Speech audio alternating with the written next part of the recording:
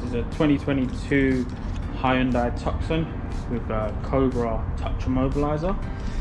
So on your original keys, you'll get 2 of these Cobra touch fobs. So as you can see here, this little flashing red beacon. This is see where the vehicle is immobilised.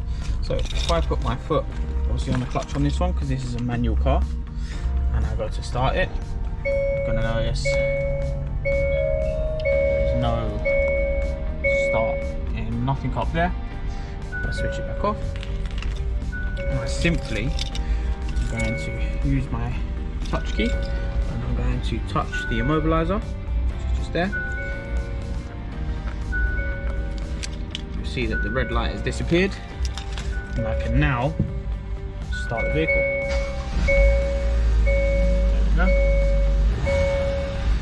So with this as well, if I stop the vehicle, this will automatically rearm itself once I get out of the vehicle after about 2 minutes, or simply you can just touch the immobiliser again with the tag, and there you go, and that's rearmed. I put my foot back on the clutch, go to start car again, nothing. And that's pretty much it. Very self-explanatory, very straightforward, very easy one to do.